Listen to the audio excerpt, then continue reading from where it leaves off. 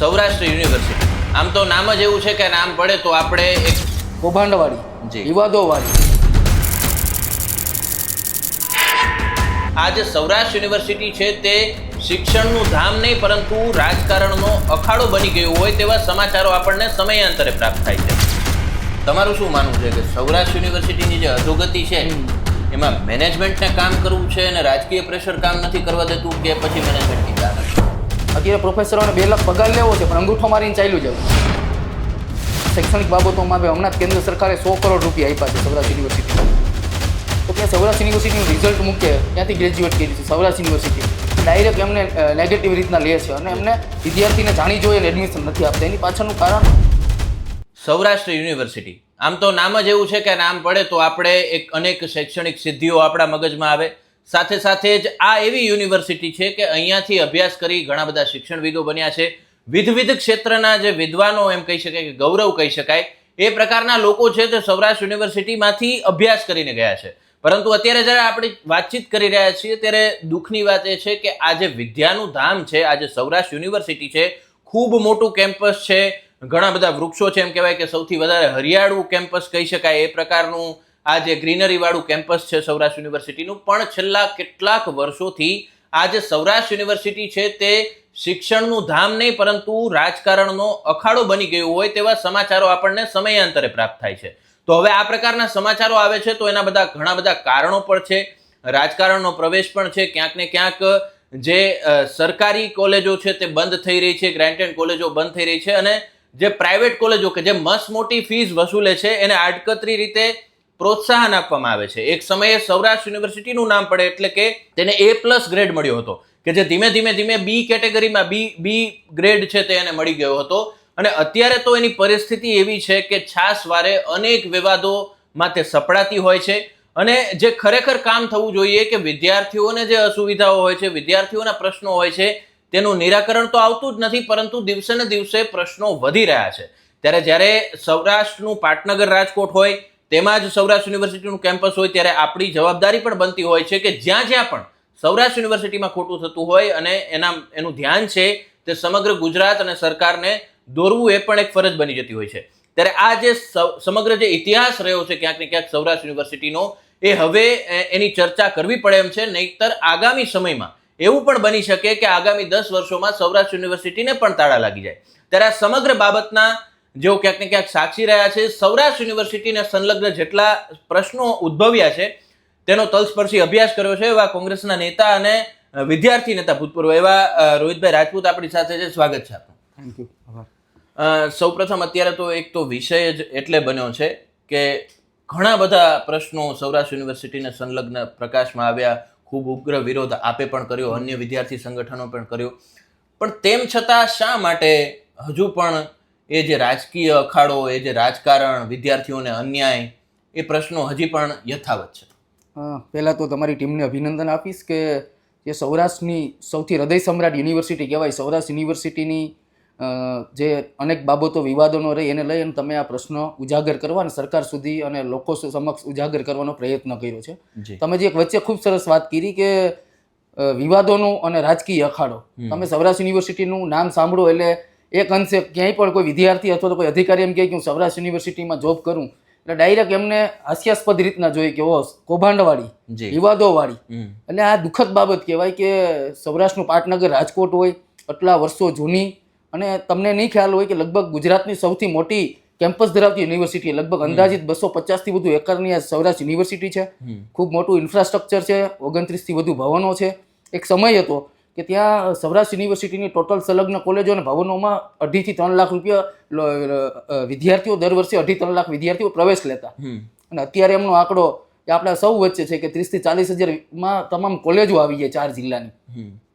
એટલે આ શૈક્ષણિક ધામને વિવાદોનો અખાડો કે રાજકીય અખાડો બનાવવા પાછળના ઘણા બધા કારણો છે.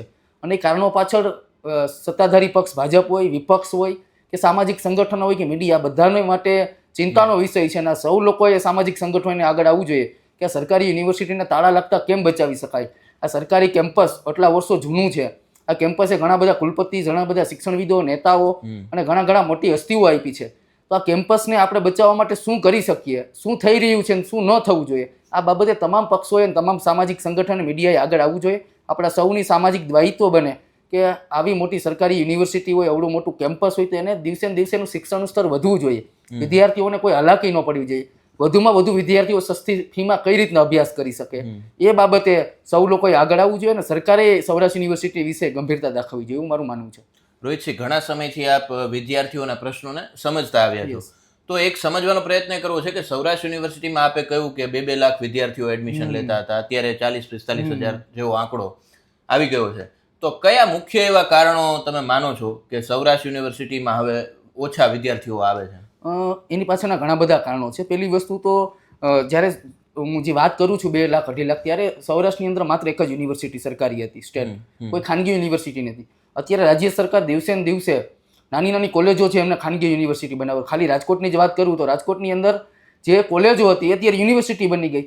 માત્ર રાજકોટ જેવા સામાન્ય સિટી કહેવાય ગુજરાતની, અમદાવાદ જેવા સાપેક્ષમાં, તો અહીંયા 6 ખાનગી યુનિવર્સિટી હોય. જુનાગઢની અંદર 3 ખાનગી યુનિવર્સિટી. પહેલું કારણ તો એ છે. બીજું કારણ કે સ્વાભાવિક રીતના તમારું કે મારું બાળક હોય અથવા તો આપણે ખુદને અભ્યાસ કરવો હોય તો આપણે હવે થોડીક હાઈ પ્રોફાઇલ દેખાદેખીના જમાનાની અંદર કે ભાઈ આ ખાનગી યુનિવર્સિટીમાં જવું. અને એની પાછળનું રીઝન એ કે અવારનવાર સૌરાષ્ટ્ર યુનિવર્સિટી વિવાદોમાં આવે, નાના મોટા એવા પ્રશ્નો હોય કે આપણે શરમમાં મૂકે, આપણે બોલી ન શકીએ, તો સ્વાભાવિકપણે વાલીઓ પ્રાયોરિટી ખાનગી યુનિવર્સિટીને આપવા માંડ્યા છે, તો ખાનગી કોલેજને આપવા માંડ્યા. જે શિક્ષણની ક્વોલિટી જળવાવી જોઈએ. ભવનોની અંદર તમે જે વાત કરી કે એક સમય હતો, ત્યારે એવું હતું કે ત્યારે પ્રોફેસરો રેગ્યુલર કોલેજોમાં લેતા.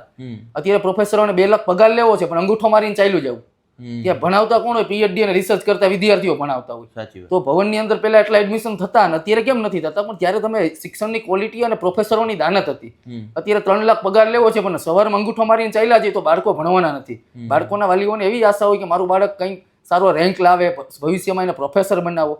તો આ બધી કોલેજોની અંદર કોઈ પ્રોફેસરો, સરકારી ગ્રાન્ટની અંદર પ્રોફેસરો લેક્ચર લેતા નથી. એનું કોઈ ચોક્કસપણે કોઈ ઇન્સ્પેક્શન કોઈ સરકારી ડિપાર્ટમેન્ટ અથવા તો યુનિવર્સિટી નથી કરતું. ઘણી બધી સૌરાષ્ટ્ર યુનિવર્સિટી સંલગ્ન ગ્રાન્ટેડ અને સરકારી કોલેજો છે, એમાં આ સ્થિતિ છે કે પૂરતી પ્રોફેસરોની જગ્યા હોવી જોઈએ. 10 પ્રોફેસરોની મેકમ સામે 2 પ્રોફેસરો હોય, બાકી બધા કોન્ટ્રાક્ટ બેઝ ઉપર હોય. તો આપણે સામાન્ય રીતના સમજી ક્વોલિફિકેશન વગરનો સ્ટાફ હોય તો એમાં બાળકો અને એના વાલી નો એડમિશન લે.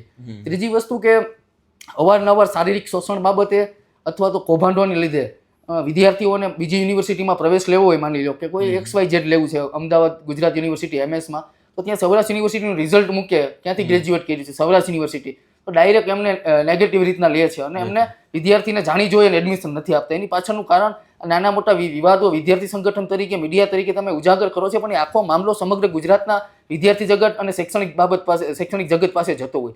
એટલે વિદ્યાર્થીઓને ઘણી બધી મેણા ટોણાઈ સાંભળવા પડે, અન્ય યુનિવર્સિટીમાં લેવું પડે. આ તો ઓલી કૌભાંડવાળી યુનિવર્સિટી ને, આ વાળી તે વાળી ને. એટલે વાલીઓ હવે સમજી ગયા છે. રાજકોટ અને સૌરાષ્ટ્રના વાલીઓ જે પહેલા રાજકોટ સૌરાષ્ટ્ર યુનિવર્સિટીમાં એડમિશન લેતા, એ અત્યારે MS અમદાવાદ અને ખાનગી યુનિવર્સિટીમાં લેવા માંડ્યા છે.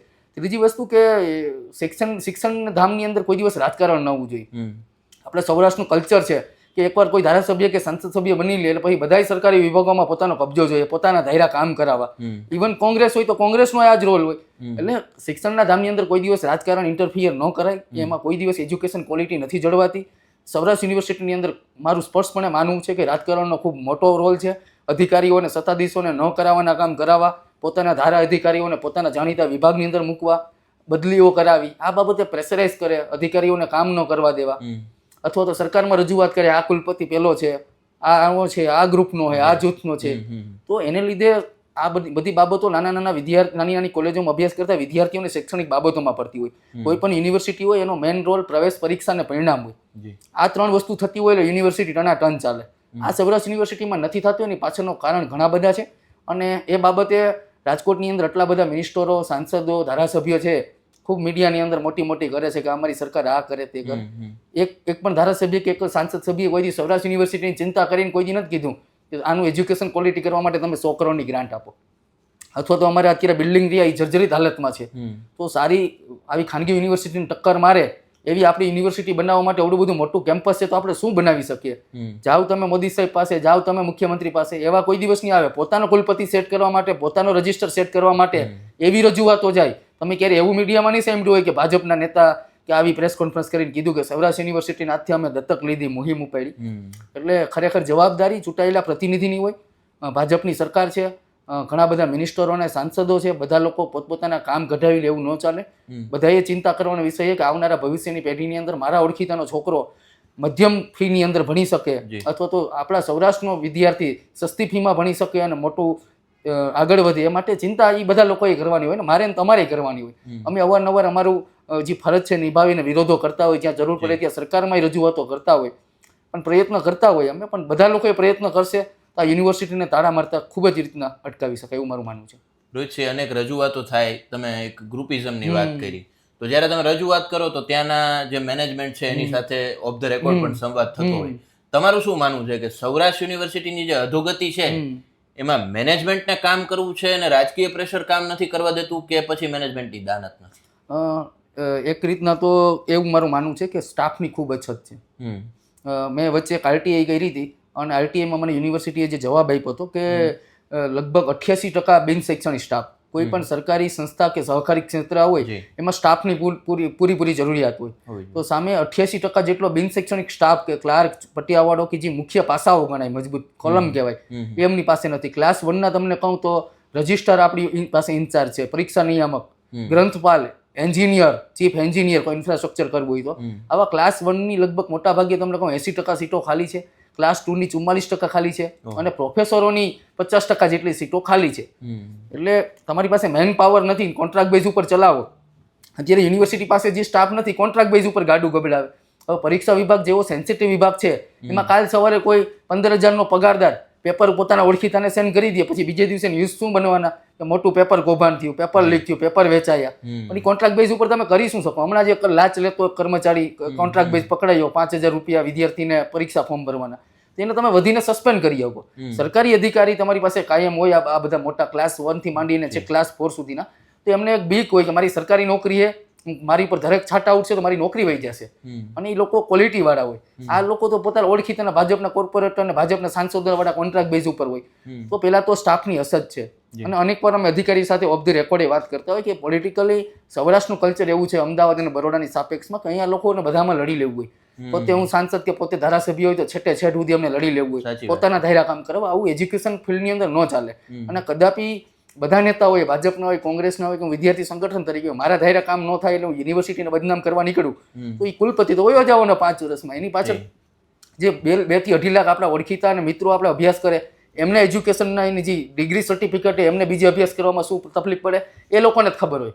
અમારે તો નારા બોલાવી, વિરોધો કરાવી અને સોશિયલ મીડિયામાં રીલું બનાવી નીકળી જવાનું હોય. પણ ખરેખર જે વિદ્યાર્થીઓ જે અભ્યાસ કરે છે નાના મધ્યમ પરિવારને, જેને કંઈક આગળ વધવું છે, પીએચડી કરવું છે, પ્રોફેસર બનવું છે, એમને આઉટ ઓફ ધ સ્ટેટની યુનિવર્સિટીમાં એડમિશન લેવું હોય ને આ બધી બાબતો ખૂબ જ નેગેટિવલી રીતના એને ફેસ કરવી પડે અને મેણાટોણા સાંભળવા પડે. એટલે ખાસ કરીને સ્ટાફની ભરતી બાબતે અમે આરટીઆઈની માહિતી શિક્ષણ મંત્રીને રજૂઆત કરી હતી અમારા વિરોધ પક્ષના નેતા અમિતભાઈ થ્રુ, અને ભરતી બહાર પડી ગઈ છે કે તમામ સ્ટાફની 1 વર્ષની સમય મર્યાદાની અંદર ભરતી કરી લેવી. પ્રોફેસરોની જગ્યા છે તે પ્રોફેસરોની ભરતી માટે સરકારે મંજૂરી આપી દીધી છે. આમાં અમે મહેનત કરી છે અને જે તે મેનેજમેન્ટે વિરોધી. બીજી વસ્તુ પોલિટિકલી, અને ત્રીજી વસ્તુ કુલપતિઓ કે XYZ જે અધિકારી હોય એની દાનત. કેવું હોય છે કે અધિકારીઓ જે ક્લાસ 1 કક્ષાના હોય, 2.5 લાખ પગાર અને ઇનોવા ગાડી હોય, એમને સમયસર આવવું નથી. અથવા તો વિદ્યાર્થી અરજદારો આવે, અમરેલી કે ઉનાથી આવેલો વિદ્યાર્થીને અહીંયા સવારમાં ખાલી માર્કશીટ સુધારવી હોય તો સવારમાં 10 વાગે આપે તો 5 વાગે રિટર્નમાં જવાનું. એ જગ્યાએ કોઈ લેડીઝ હોય કે 2016માં એને પાસ કરેલું છે તો એ બિચારી સવારમાં 5 વાગે બસમાં બેઠી હોય, અહીંયા આવે 10 વાગે કે 11 વાગે તમને દે રિટર્ન, તમે 5 વાગે માર્કશીટ સુધારીને આપો તો રાતે એકલી છોકરી કઈ રીતના બસમાં જઈ શકે? એના ફાધરને ભેગું આવવું પડે. એ લોકો કિલોમીટરથી ધક્કા ખાતા હોય. એટલે યુનિવર્સિટી એ દિશામાં કામ કરવું જોઈએ કે વિદ્યાર્થીઓને વહીવટી રીતના સરળતા કઈ રીતના મળી શકે. એટલે ઓનલાઈન મેં અનેક વખત રજૂઆતો કરેલી કે નાના મોટી વિદ્યાર્થીઓને કોઈ સમસ્યા પડે તો રાજકોટ મહાનગરપાલિકાએ જે રીતના ઓનલાઈન પોર્ટલ કર્યું કે તમારે જે ક્વેશ્ચન હોય ડિપાર્ટમેન્ટનો તમે આખું ફોર્મ ફિલઅપ કરો એટલે જે તે ડિપાર્ટમેન્ટમાં અત્યારે ડિજિટલ યુગની અંદર તમે એવું પોર્ટલ ઊભું કરી શકો. તમે દર વર્ષે 2-2 કરોડ રૂપિયા આઈટી કંપનીને આપો તો એ લોકોને કેવાય પોર્ટલ ઊભું કરી દે કે વિદ્યાર્થીને માર્કશીટ સુધારવી છે, એના ઘરે બેઠો સુધારી દે, તેને રિઝલ્ટ મોબાઈલ ઓનલાઈનમાં મળી જાય. તો એવી સુવિધાઓ માત્ર વાતો કરે કે અમે જિલ્લા વાઇઝ વિદ્યાર્થીઓને સરળતાથી આવા કેન્દ્રો ઊભા કરીશું, પણ થતું નથી. એટલે ક્યાંક અધિકારીઓની દાનત, સમયસર એને કામ કરવું, જે તમને કામની કલાકો આપી છે એમાં પૂરી દાનતથી કામ કરો. તમે કેમ્પસમાં જાઓ તો જે વાલીઓ બિચારા જઈમાં વગરના વેફર ખાઈને ત્યાં પરીક્ષાની બારીએ સૂતા હોય. તો તમારે એ જોવું પડે કે ભાઈ તમે ક્યાંથી આવો છો, કે સુરેન્દ્રનગર દ્વારકાથી આવો છો, તાત્કાલિકપણે એને કલાકની અંદર છૂટા કરી દો. તમારી પાસે પ્રિન્ટર નથી, કલર ઝેરોક્સના મશીન નથી, સ્ટાફ ઓછો હોય તો એ પૂરો કરો. કારણ કે તમને સરકાર પૈસા દર વર્ષે શૈક્ષણિક બાબતોમાં આવે. હમણાં કેન્દ્ર સરકારે 100 કરોડ રૂપિયા આપ્યા છે સૌરાષ્ટ્ર યુનિવર્સિટીને. તો તમે એના રૂપિયાનો સદુપયોગ કરો. પોતાના ઓળખીતા કોન્ટ્રાક્ટરોને, પોતાના મળતિયાઓને તમે કોન્ટ્રાક્ટ આપી અને એમાંથી કમિશન લેવું, એવી દાનત રાખશો તો કોઈ રીતના આ યુનિવર્સિટીનો ઉદ્ધાર થવાનો નથી, એવું મારું માનવું છે. ચોક્કસ. અને ગુજરાત સરકાર અત્યારે જે નારા લગાવી રહી છે કે ભાઈ સમૃદ્ધ ભારત, સમૃદ્ધ ગુજરાત, શિક્ષિત ગુજરાત, તો હવે શિક્ષણની વાત આવે છે ત્યારે એક પ્રશ્ન એ પણ આવે છે કે ખાલી થિયરી નહીં, પ્રેક્ટિકલ નોલેજ કેળવાય વિદ્યાર્થીઓ. તો સૌરાષ્ટ્ર યુનિવર્સિટીમાં જે ભવનોમાં જે પ્રકારે રિસર્ચની ને જે કાર્યવાહી થતી, જે શિક્ષણ આપવામાં આવતું પ્રોફેસરો દ્વારા, એની ગુણવત્તા પણ કથળી રહી છે. તો એની અસર વિદ્યાર્થીઓને કઈ રીતે? એ ખૂબ સરસ વાત કરી કે યુનિવર્સિટીની અંદર જેટલા 29 જેટલા ભવનો આવેલા છે, અંદાજિત 4 થી 5,000 જેટલા વિદ્યાર્થીઓની એડમિશનની કેપેસિટી છે. એમાં તમે જે રીતના કીધું એ રીતના ભૂતકાળની અંદર કેમેસ્ટ્રી, ફિઝિક્સના અન્ય 1-2 ભવન એવા હતા કે આખા દેશની અંદર એની નોંધ લેવાતી. કારણ કે ત્યાંના જે રિસર્ચ રહ્યા એ અનેક બાબતોમાં ઉપયોગી થયેલા છે અને અહીંયા એડમિશન લેવા માટે પડાપડી થતી. અત્યારે આ મોટા ભાગના બધા ભવનો ખાલી રહે છે. એની પાછળના ઘણા બધા કારણો છે કે તમે કીધું એ રીતના પ્રેક્ટિકલ થિયરીની, ખાલી માત્ર થિયરિકલ નહીં, પ્રેક્ટિકલ આપણે બધા અભ્યાસ કરી રહ્યા છે. બધા પ્રમેય, તમને ખ્યાલ હશે કે 8મા 9મા એ પ્રમેય આપણી રોજિંદી જીવનમાં શું ઉપયોગી આવવાની. નવી શિક્ષણ નીતિ કેન્દ્ર સરકાર લઈ આવી છે, તો એ દિશામાં જે ફોરેનના મેં અભ્યાસ કર્યો ત્યાં સુધીમાં કે એ લોકો એ રીતના અભ્યાસ કરાવે છે કે ભાઈ આ પ્રમેય, સાઇન થીટા આ થીટાની તમને કોઈ દિવસ રેગ્યુલર સંબંધી જરૂરીમાં કોઈ જરૂરિયાત નથી આવવાની. તો એ માત્ર તમે શિક્ષણ આપો, એની ભવિષ્યમાં રોજિંદી જીવનમાં કે અથવા તો પ્રત્યક્ષ રીતના કોઈ જરૂરી બને કે નહીં, તો આવા સ્કિલ ડેવલપ નથી થતા એને કારણે. તો આવા બધા બાબતોમાં રાજ્ય સરકાર, કેન્દ્ર સરકારે કોર્સ બદલાવવાની જરૂર છે. આ બધા ભવનોમાં પહેલા એટલા બધા એડમિશન થતા, હવે નથી થતા. તો તમારી પાસે પ્રોફેસરોની ઘટ છે. મેં કીધું એ રીતના અંગૂઠા મારીને બધાને ચાલ્યું જવું. કોઈ દિવસ કુલપતિ કે XYZ ડિપાર્ટમેન્ટ કોઈ દિવસ એવો, મેં વચ્ચે RTI કઈ રીતે કે બધા ભવનની અંદર મને જે શિક્ષણનું ટાઈમ ટેબલ આપ્યું હતું અને અમે જવાના છે કે સરપ્રાઇઝ ચેકિંગ અધિકારીએ કર્યો છે. અમે જઈએ તો એમ લાગે કે પોલિટિકલ સ્ટન્ટ છે. કુલપતિએ જવું પડે કે ભાઈ સમયસર 11 થી આવી ગયા છે આ પ્રોફેસર, તમે 3 લાખ પગાર લ્યો છો, બાળકોને અભ્યાસ કરાવો ને. અને બીજી વસ્તુ કે કેમ્પસમાં વારંવાર વિવાદોમાં આવા કૌભાંડો થવા, એને લીધે વિદ્યાર્થીઓ હવે MS યુનિવર્સિટી, અમદાવાદ અને ખાનગી યુનિવર્સિટીઓમાં માસ્ટર કરવા લાગ્યા છે. એટલે ખૂબ જ દુઃખદ બાબત કહેવાય કે જે ભવનોના જે ભૂતકાળની અંદર નામ હતા અને આપણા ભવનની અંદર જે તે સમયે પૂર્વ કુલપતિએ 10 કરોડનું એક કેમેસ્ટ્રી કે ફિઝિક્સ ડિપાર્ટમેન્ટનું એક એક્સલન્સ સેન્ટર કર્યું હતું અને એમાં રાજકોટના ઉદ્યોગપતિઓથી માંડીને ચેમ્બર ઓફ કોમર્સના બધા સભ્યોની કમિટી બનાવી હતી, પણ એ અત્યારે તાળા લાગ્યા છે. આ જ રીતના ઘોડા કેન્દ્ર માટેનું રાજ્ય સરકારે 80 કરોડની ગ્રાન્ટ આપી હતી. આપણા યુનિવર્સિટીના સત્તાધીશોથી ઘોડા જ ન મળ્યા, તબેલા રહ્યા છે અને પૈસા 30 લાખ વપરાઈ ગયા. આવા અનેક બાબતોમાં રાજ્ય સરકારે કેટલી બધી સહાય કરી છે અને આપણા સત્તાધીશોની અણાવડતના કારણે પૈસા પરત સરકારમાં જમા કરાવવા પડે છે અથવા તો તાળા લાગ્યા છે. અત્યારે તમે યુનિવર્સિટીના કેમ્પસની જે બિલ્ડિંગનું ઇન્ફ્રાસ્ટ્રક્ચર એ જૂના જમાનાનું છે, 30-40 વર્ષ પહેલાનું. તો આ બધી બાબતોમાં આ જમાના પ્રમાણે સારું ઇન્ફ્રાસ્ટ્રક્ચર એ વિદ્યાર્થીઓ જોતા હોય. તો એ બાબતે તમને 100 કરોડની ગ્રાન્ટ આપી દો, એવું ઇન્ફ્રાસ્ટ્રક્ચર ઊભું કરો. આવડું બધું મોટું કેમ્પસ છે તો, અને આવડું બધું મોટું કેમ્પસ છે તો સ્પોર્ટ્સના ગ્રાઉન્ડો જે છે એ ગ્રાઉન્ડોમાં કબૂતર અને આખા ધૂળ ખાય, આખા રજળ થઈ ગયા, ઘાસ એટલું ઉગી ગયું. કેમ્પસની અંદર ગ્રીનરી છે પણ કોઈ જાતની ચોખ્ખાઈ નથી. વિદ્યાર્થીઓને પાણી પીવું હોય, પરીક્ષા વિભાગમાં આવતા હોય, પાણી અથવા તો નાસ્તો કરવો હોય તો 2-2 કિલોમીટર જવું પડે. ઝેરોક્સની સામાન્ય સુવિધા નથી. તો વિદ્યાર્થીઓને કેમ્પસની અંદર જે પ્રાથમિક સુવિધાઓ મળવી જોઈએ માળખાગત, વિદ્યાર્થીના વાલીને માની લો કે પરીક્ષા કેન્દ્રથી કોઈ બીજા ભવને જવું તો 2 કિલોમીટર હાલીને જવું પડે. તો યુનિવર્સિટીએ ભલે ભાડું લે પણ તો પેલી અતુલ ઓટો ટાઈપની આપેલી ગેમની અંદર આવે છે એવી નાની એવી સુવિધાઓ ઊભી કરવી જોઈએ. તો અત્યારે આ દેખાદેખીના જમાનાની અંદર સરકારી યુનિવર્સિટીમાં આવી બધી સારી કેન્ટીન હોય છે. આપણી કેન્ટીન, કોલેજની લાઈફ એવી હોય કે કેન્ટીન એક કેન્દ્ર હોય કે જ્યાં વિદ્યાર્થીઓની બધા નાસ્તો કરી હળી મળીને મોજ મજા કરતા હોય અથવા તો બધા ભેગા થાય બ્રેકની અંદર. અત્યારે આપણી યુનિવર્સિટીની કેન્ટીનની અંદર તમે જો હાલત જોઈ ગયા હોય તમને એમ થાય કે આવી યુનિવર્સિટીની અંદર આવી કેન્ટીન, તમે ટેન્ડરો આપો છો, સ્ટેશનરી નથી, ઝેરોક્સ કરાવવા મુંજકા ગામમાં નામાં જવું પડે, ઓટો રિક્ષા ચાલકો ગમે ત્યાં જે રીતના આવે, અંદર બધા આવી રીતના ન્યુસન્સો ખુલ્લેઆમ ગાડીઓ નંબર પ્લેટ વગરની બ્લેક ફિલ્મની અંદર પોતાની ગર્લફ્રેન્ડોને મૂકવા આવે. તો કેમ્પસનું જે વાતાવરણ જે શૈક્ષણિક બાબતોમાં જળવાવું જોઈએ જળવાતું નથી. એના કારણે વિદ્યાર્થીઓ હવે સૌરાષ્ટ્રમુખી અને અન્ય જિલ્લાઓની અંદર અને અન્ય યુનિવર્સિટીઓમાં એડમિશન લેવા લાગ્યા છે. સૌરાષ્ટ્ર યુનિવર્સિટીમાં જે અભ્યાસ જે તે કોલેજમાં બધા વિદ્યાર્થીઓ કરે છે, અમે એમની સાથે ઇન્ટરેક્શન કરતા હોય તો એક પ્રશ્ન મોટે ભાગે એ થતો હોય કે પેપર ચેકિંગ બહુ આડેધડ થાય છે, નાપાસ થાય છે. પછી બીજું કે રિઝલ્ટ બહુ મોડા આવે Yes, કે પૂછે કે ક્યારે રિઝલ્ટ, તો એ કાંઈ નક્કી ન હોય, કદાચ બીજું સત્ર શરૂ થઈ ગયું હોય તો ઓલું રિઝલ્ટ આવ્યું, તો એના પાછળ કયા કારણ જોયું? એ બહુ ખૂબ સરસ બાબત કરી કે સૌરાષ્ટ્ર યુનિવર્સિટીના માટે અત્યારે માથાનો દુખાવો સમાન છે. પરીક્ષા વિભાગ રહ્યો એ સૌરાષ્ટ્ર યુનિવર્સિટીનું હૃદય કહેવાય, અને વિદ્યાર્થીઓને પરીક્ષા પછી ચોક્કસ સમયે પરિણામો પેપર સુવ્યવસ્થિત રીતના ચેકિંગ થાય કે નહીં. મોટા ભાગના તમે કોઈ પણ વિદ્યાર્થીઓનો આ તમે વ્યૂ લ્યો લેખ કહેશે કે ભાઈ રિઝલ્ટ કરતા પેપર હરખા ચેક નથી થતા, મનમાં આવી રીતના માર્ક મૂકે. અને અમે ઘણા બધા વિદ્યાર્થી આવે એમ કે પાસ નથી થતા, કે શું લખ્યું કે મનમાં આવે લખ્યું તોય પાસ થઈ ગયો, 20-25 પેજ ભરી દો એટલે તમે પાસ થઈ જાય. તો જે પ્રોફેસરો જે અધ્યાપકો જે પેપર ચેક કરે છે એમને દર પેપરે કંઈ અમુક રકમ નિયત કરેલી હોય કે એક પેપર દીઠ એને 7 થી 8 રૂપિયા મળતા હોય, તો એ લોકો ઈ દાનત કરે કે હું 300 પેપર કરું તો મને 2100 રૂપિયા મળશે. ઈ પેપરથી નથી કરતા કે વિદ્યાર્થીએ સાચું લખ્યું કે ખોટું લખ્યું છે, એમને જે માર્ક મળવા પાત્ર છે મળે કે નહીં. રિઝલ્ટ તમને નહીં માનવું હોય 6-7 મહિના થઈ ગયા. BSM 1 ના હમણાં અમારી પાસે વિદ્યાર્થી આવ્યા ને અમે રજૂઆત કરી, 7 મહિનાથી રિઝલ્ટ નથી. યુજીસી ને યુનિવર્સિટી ગ્રાન્ટ ઓફ કમિશન એવો નિયમ છે કે કોઈ પણ પરીક્ષા લીધા પછી 45 દિવસ કે 60 દિવસ પછી એનું રિઝલ્ટ આપી દેવું.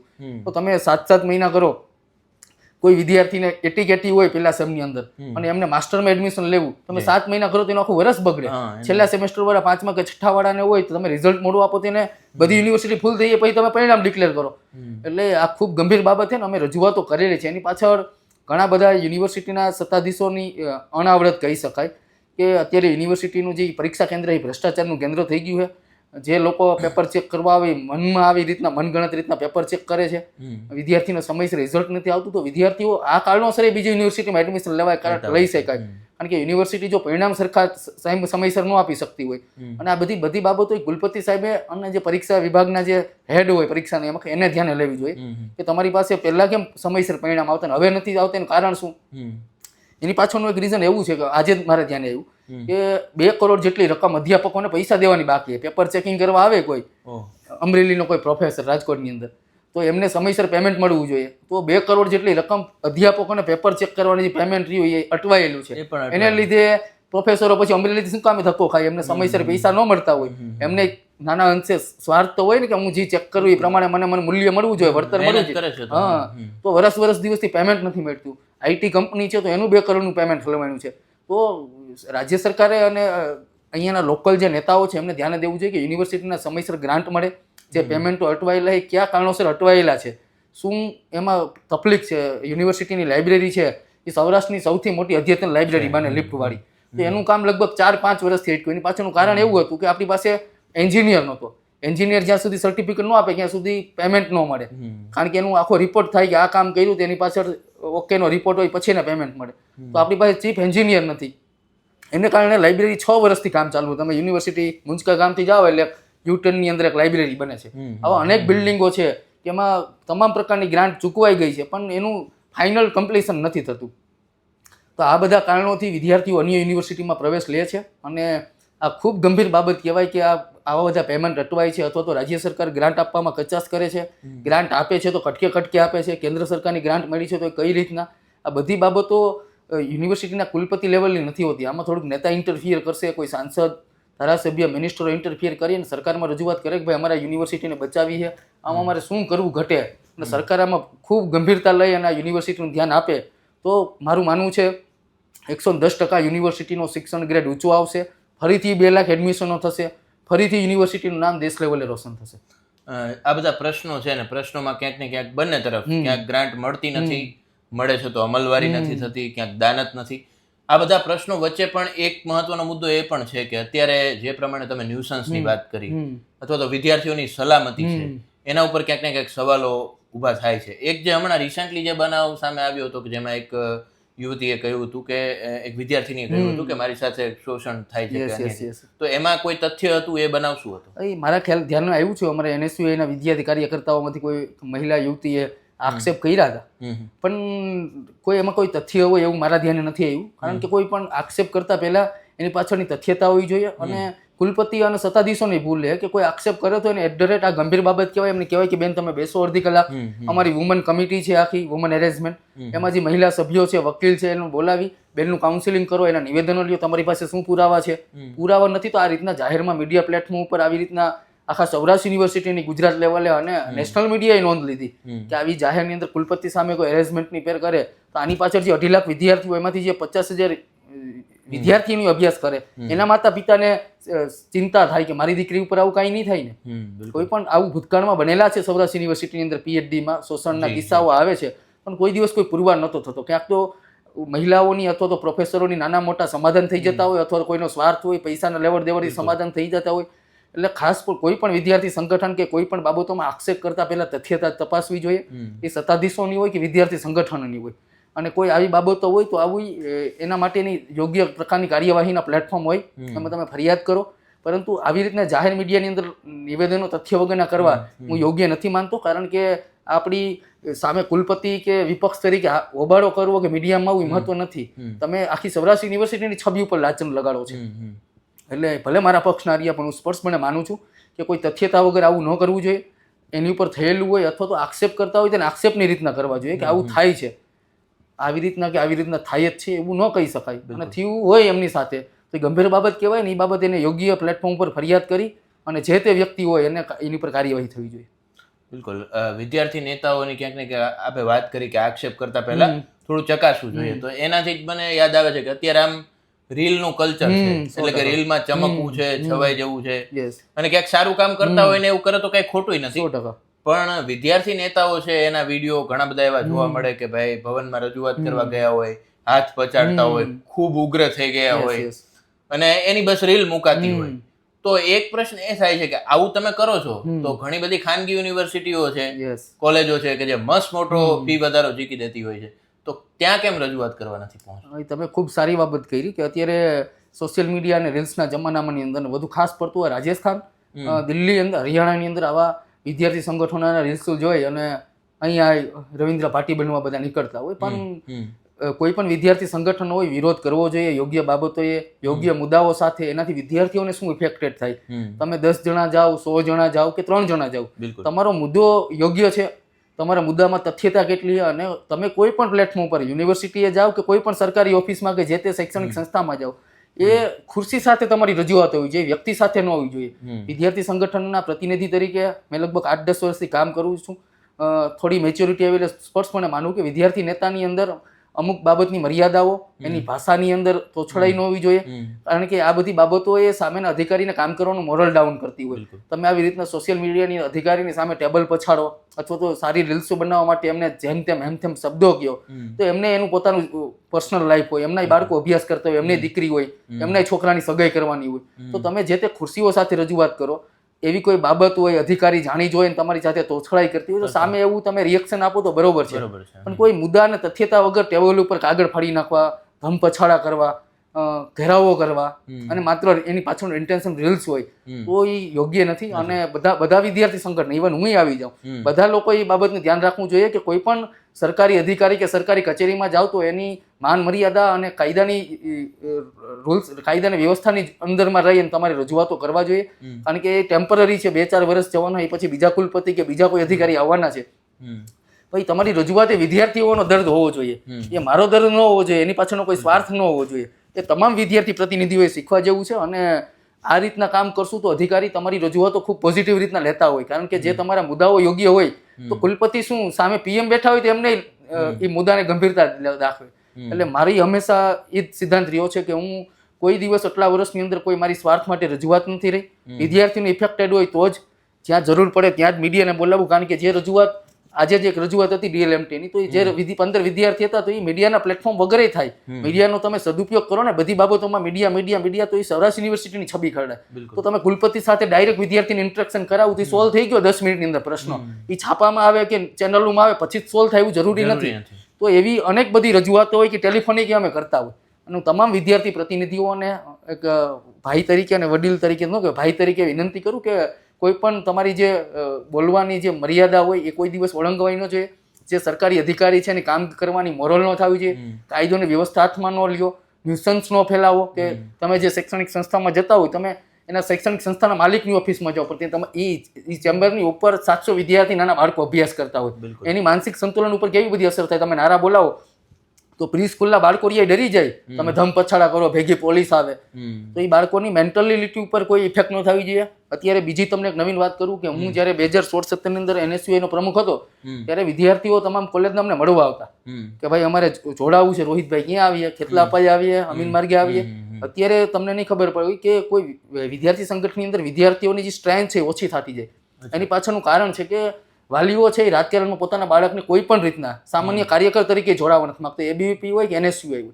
એની પાછળનું કારણ છે કે વિદ્યાર્થી સંગઠનોને સમાજની અંદર જે છબી હોવી જોઈએ એ દિવસે ને દિવસે ખરડાઈ રહી છે. તમારું કે મારું બાળક હોય તો આપણે કોઈ દિવસ વિદ્યાર્થી સંગઠનમાં જોડાવાની કે રાજકારણમાં જોડવાની સલાહ નહીં આપી અત્યારની સિસ્ટમે. બિલકુલ ખરેખર મારું માનવું છે કે તમામ યુવાનોએ રાજનીતિમાં જોડાવવું જોઈએ. તમારે ભલે તમારો ગોલ કોઈ નેતા બનવાનો ન હોય, પણ તમે એક સમાજના જાગૃત નાગરિક તરીકે તમારી ફરજ બને કે જ્યાં ખોટું થાય ત્યાં બોલવું જ જોઈએ. તમે ઇવન પક્ષમાં કોઈ પણ પક્ષની અંદર જોડાવ. આ એક ગુજરાતના ભવિષ્યની રાજનીતિ માટે ચિંતાનો વિષય છે કે કોલેજોમાંથી જે વિદ્યાર્થી નેતાઓ જે પ્રોડક્શન થવું જોઈએ, પેદા થવા જોઈએ, નથી થતા. એની પાછળનું કારણ વિદ્યાર્થી સંગઠનો અને રાજકીય પક્ષોની અંદર ચાલતું ડર્ટી પોલિટિક્સ છે. તો ભવિષ્યની અંદર તમે આવનારા સમયની અંદર નેતાઓ નહીં હોય તો સમાજ માટે ચિંતાનો વિષય છે. નેતા નહીં હોય તો સમાજમાં ડેમોક્રેટિક સિસ્ટમ કઈ રીતના ચાલશે. તો તમામ કોલેજોની અંદર મારું માનવું છે કે આવો એક પોલિટિકલ સાયન્સનો એક સબ્જેક્ટ ફરજિયાત કરવો જોઈએ, જેથી વિદ્યાર્થીઓને રાજકીય બાબતોમાં રુચિ જાગે, સામાજિક કામોમાં રુચિ જાગે. તમે પોલિટિકલી ડાયરેક્ટલી ન જોડાવ તો ઇનડાયરેક્ટલી તમે સામાજિક કાર્યો કરો ને, બ્લડ ડોનેશન કેમ્પ કરો, થેલેસેમિયા પીડિતના બાળકોને કરો, કચરો હોય ત્યાં સાફ કરવા જાઓ. આવી અનેક સંસ્થાઓ કામ કરતી હોય તમે એની સાથે જોડાવ. પરંતુ તમામ વિદ્યાર્થીઓમાં જાગૃતતાનો અત્યારે અભાવ છે. વાલીઓ સ્પષ્ટપણે ના પાડે, અમારી સાથે વિરોધો કરવા આવે તો પોલીસ સાથે ઘર્ષણ થાય કે ભાઈ બીજી વખત ન આવવા દે, અમારે કેવું પડે કાકા આવવા દો, અમારી જવાબદારી કેસ નહીં દાખલ થાય. તો આ તમે જે ધ્યાન દોર્યું કે વિદ્યાર્થી પ્રતિનિધિઓમાં દેખાદેખી અને રીલ્સના જમાનામાં, એની પાછળ ઘણા બધા નુકસાનકારક છે. ભવિષ્યમાં નેતાઓની હોય તો એ ખૂબ ગંભીર વિષય બનશે કે તમે લોકશાહી એવડો મોટો ડેમોક્રેટિક દેશ છે તેની અંદર સિસ્ટમ ચલાવવા માટે દેશ હોવો જોઈએ. આ રાજસ્થાનની અંદર, હરિયાણા અને દિલ્હીની અંદર જે વિદ્યાર્થી નેતાનો તમે પાવર, એમની પર્સનાલિટી, એની બોડી લેંગ્વેજ અને 22 વર્ષના લોકો 25 વર્ષના સાંસદો અને MP MLA બને છે. ગુજરાતની રાજનીતિની અંદર તમે જોવો એક યુવાન નથી, 30-35 વર્ષમાં 1-2 ધારાસભ્ય છે, બાકી બધા 50 અપ છે.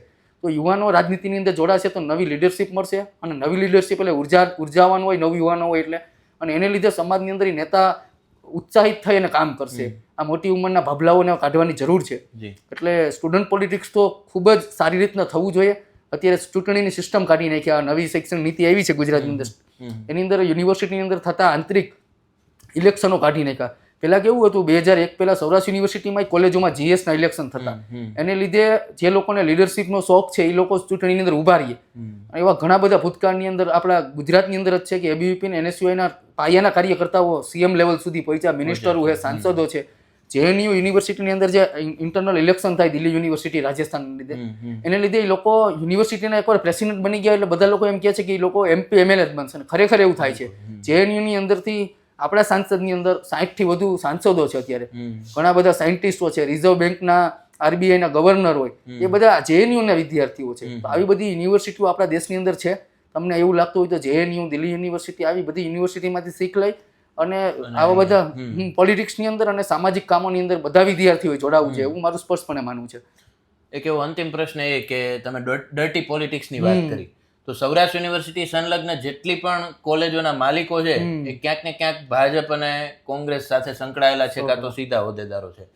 તો આમ બધા એકબીજાનો વિરોધ કરતા હોય છે, પણ જ્યારે એમ લાગે કે ભાઈ આપણા કોલેજને કંઈક નુકસાન થાય એમ છે, ત્યારે પાછા બધા એક જ થાળીમાં જમીને પાછું સોર્ટ આઉટ કરી નાખે છે. તો એમાં કેટલું થતું? તમે ખૂબ સાચી વાત કરી છે. એમાં હું માનું છું સ્પષ્ટપણે કે મોટાભાગની કોલેજો એ બધા નેતાઓની છે, અને યુનિવર્સિટી કેમ્પસની અંદર બધા હળી મળીને થાળીમાં જમે છે. તમે વાત કરી એ અમુક અંશે 100% સાચી છે. અને નેતાઓ પોતાના સ્વાર્થ માટે વિદ્યાર્થી સંગઠનોને આને તેને બધાને વિરોધો કરાવેલા છે, એના ભોગ અમે બનેલા છે, એ ખોટું નથી. અને પોતાના સ્વાર્થ માટે વિરોધો કરાવવા અથવા તો હું વિરોધો કરીને મારી ઘરની કોલેજો કરી લઉં, એવા સૌરાષ્ટ્ર યુનિવર્સિટીની અંદર જ ઘણા બધા કિસ્સાઓ છે કે એક ટાઈમ વિદ્યાર્થી નેતા હતા અને અત્યારે 4 કોલેજો લઈને બેઠા. તો આ તમારો સ્વાર્થવાળો ઇન્ટેન્શન થયો. તમે જે પોલિટિક્સ કર્યું એ 0 લેવલનું થયું, કારણ કે તમે તમારા સ્વાર્થ ખાતર વિરોધો અને યુનિવર્સિટીને બદનામ કરવા નીકળો અથવા કોઈ શૈક્ષણિક પોલિટિકલ એક્ટિવિટી કરતા હોય તો આ ન થવી જોઈએ. અમારો ઇન્ટેન્શન ક્લિયર હોવો જોઈએ કે મારો વિદ્યાર્થીઓને ફાયદો થાય એ જ બાબતનો મારો હેતુ છે, ને એવા જ મુદ્દાઓ છે, એવા જ મુદ્દા સૌએ લોકોએ ઉપાડવા જોઈએ. અને મારું તો સ્પષ્ટ અને ક્લિયર છે કે હું ત્યારે જ બોલું છું કે મારો ઇન્ટેન્શન, મારે કોઈ કોલેજ નથી, મારે સેનેટ મેમ્બર નથી બનવું, કે મારો કોઈ કોલેજની અંદર મફતમાં ભણવું નથી. જી બિલકુલ. એટલે તમે સારી વાત કરી અને આ ન થવું જોઈએ. અને તમામ નેતાઓએ પોતાની ઘરની કોલેજો હોય તો કોલેજો સારી રીતના ચલાવે, પોતાના સ્વાર્થ માટે યુનિવર્સિટીને બદનામ કરવાનો નીકળે, કોઈ વિદ્યાર્થી નેતાઓનો ગેરઉપયોગ ન કરવો, એ સાચી વાત કરી છે અને એ ન થવું જોઈએ એવું મારું માનવું છે. સૌરાષ્ટ્ર યુનિવર્સિટીની જ્યાં સુધી વાત છે ત્યાં સુધી હવે જે સ્તર અત્યારે કથળેલું છે, જે પ્રશ્નો છે, રોહિતસિંહ રાજપૂત એવું કયા એવા મુદ્દાઓ માને છે જેનું સોલ્યુશન તાત્કાલિક ધોરણે સૌરાષ્ટ્ર યુનિવર્સિટીએ કરવું જોઈએ? યુનિવર્સિટીને જે 100 કરોડની ગ્રાન્ટ મળી છે એનો તાત્કાલિકપણે અમલવારી કરી અને તમને જે સમય મર્યાદા કેન્દ્ર સરકારે આપી છે એ સમય મર્યાદામાં તાત્કાલિકપણે ઇન્ફ્રાસ્ટ્રક્ચર 100 કરોડનો પૈસાનો પૂરેપૂરો સદુપયોગ કરો. તમે નહીં ઉપયોગ કરો તો પૈસા પાછા ગ્રાન્ટ વહી જવાની છે ઓટોમેટિક. બીજું, રાજ્ય સરકારે તમને જેટલી જગ્યાઓ મેકમ ખાલી છે એ ખાલી જગ્યાઓને ભરવા માટેની મંજૂરી આપી દીધી છે. તો 1 વર્ષની અંદર તાત્કાલિક ભરતી રદ કરો. એમાં પારદર્શકતાથી ભરતી થવી જોઈએ. 54 જેટલા જુનિયર ક્લાર્ક અને વર્ગ 4ની જગ્યાઓ છે. તાત્કાલિકપણે આ મેન પાવર પૂરો કરો, પ્રોફેસરો પૂરા કરો, અધિકારીઓ દાનતથી કામ કરવા લાગે, પ્રોફેસરો પોતાના સમયસર જેટલા પગાર લે એ રીતના વિદ્યાર્થીઓને દાનતથી અભ્યાસ કરાવવા લાગે. અને ખાસ ચોથો મુદ્દો એ કે યુનિવર્સિટીની અંદર કોઈ પોલિટિશિયન ભાજપના હોય, કોંગ્રેસના હોય, એ તમે યુનિવર્સિટીના કામ કરતા અધિકારીઓને ડિસ્ટર્બન્સ ન કરો. આ તમે બંધ કરી દેશો, ઓટોમેટિક યુનિવર્સિટીનો શૈક્ષણિક સ્તર ઊંચું આવશે. અને ચોથી પાંચમી વસ્તુ એ કે યુનિવર્સિટીના તમામ સૌરાષ્ટ્ર વિસ્તારના તમામ વાલીઓએ મગજને ગાંઠ વાળી લેવી જોઈએ કે તમે તમારા બાળકને 50,000માં જ્યાં અભ્યાસ કરાવવા જાઓ ત્યાં અભ્યાસ કરાવો તો પ્રોફેસર એ 12,000માં નોકરી કરે. અને જો આવી સરકારી યુનિવર્સિટીની ગ્રાન્ટેનેટમાં ભણાવશો તો ત્યાંનો જે પ્રોફેસર એ ક્વોલિટીવાળો હશે. 2.5 લાખ એને સરકાર પગાર કરે છે, એ તમારા ટેક્સના પૈસે કરે છે. એટલે ખોટા દેખાદેખીના જમાનામાં ખાનગી યુનિવર્સિટીમાં એડમિશન લેવાનું બંધ કરો. તમે સરકારી યુનિવર્સિટીમાં ભણાવો, તમારા બાળકની દેખરેખ રાખો અને સરકાર આ બાબતે તમામ બાબતે ગંભીરતાથી નોંધ લેશે અને કામ કરશે અને કરાવશે. રાજકોટના લોકલ નેતાઓ અને પોતે મનમાં એવી ગાંઠ વાળી લે કે અમારે યુનિવર્સિટીનો સ્તર વધારવો જ છે, એમાં વિદ્યાર્થી સંગઠન આવી જાય, ભાજપ, કોંગ્રેસ, મીડિયા બધું આવી જાય તો કોઈ રોકી નહીં શકે કે સૌરાષ્ટ્ર યુનિવર્સિટી ભૂતકાળમાં જે ગ્રેડ લેવલની હતી એ ગ્રેડ પાછો 110% આવશે. અને એ દિશામાં હું તમામ લોકોને વિશ્વાસ અપાવું છું કે અમારા એ જ દિશામાં હશે કે યુનિવર્સિટીની છબી કઈ રીતના આપણે ખરડાતી બંધ કરી શકીએ, કઈ રીતના વિદ્યાર્થીઓને વધુ ઉપયોગી થઈ શકીએ અને યુનિવર્સિટીની અંદર શૈક્ષણિક સ્તર કઈ રીતના ઊંચું આવે એ મારી ફરજ બને હું નિભાવવાનો છું. તમામ વિદ્યાર્થી નેતાઓ, તમામ વિદ્યાર્થીઓ અને તમામ પોલિટિશિયને આ જ દાનતથી અને આ જ સિદ્ધાંતથી કામ કરશે તો આપણી યુનિવર્સિટી ફરીથી આખા સૌરાષ્ટ્રની અંદર અને ગુજરાતની અંદર નામ રોશન કરશે. જી બિલકુલ. રોહિતસિંહ, સૌરાષ્ટ્ર યુનિવર્સિટી સંલગ્ન જે આ સમગ્ર માહિતી તમે અમને આપી અને અવર રાજકોટ સાથે જોડાયા, આપનો ખૂબ ખૂબ આભાર. Thank you. તો આ હતા રોહિતસિંહ રાજપૂત કે જેમને સૌરાષ્ટ્ર યુનિવર્સિટીનો જે આખો ઇતિહાસ રહ્યો છે. આમ તો આપણે કહી શકાય કે કોઈ પણ યુનિવર્સિટીમાં જ્યારે કંઈક ખોટું થવાની શરૂઆત થતી હોય છે અને આ લેવલ સુધી પહોંચી હોય છે તો એનું એક કારણ એ પણ હોય છે કે આપણે જેટલી ચર્ચાઓ બીજા વિષયો બાબતે કરતા હોઈએ છીએ એટલી ચર્ચાઓ શિક્ષણ બાબતે નથી કરતા હોતા. અને આજનો એ પ્રયાસ વિદ્યાર્થી નેતા સાથે એટલા માટે જ હતો કે આપ બધાને ખ્યાલ આવે કે સૌરાષ્ટ્ર યુનિવર્સિટી આવડું મોટું નામ છે પણ એના આટલા બધા પ્રશ્નો પણ છે કે જે આટલી રજૂઆતો, ઉગ્ર રજૂઆતો અને એના ફોલોઅપ લીધા છતાં પણ અત્યારે વણ ઉકેલાયેલા છે. તમે આ એપિસોડ નિહાળ્યો તો તમને સૌરાષ્ટ્ર યુનિવર્સિટીમાં એવા કયા અનુભવો થયા છે, કયા સુધારાઓ લાગે છે કે જે હજી સુધી નથી આવ્યા અને કરવાની જરૂર છે, એ કમેન્ટમાં અમને જરૂરથી જણાવશો. નમસ્કાર.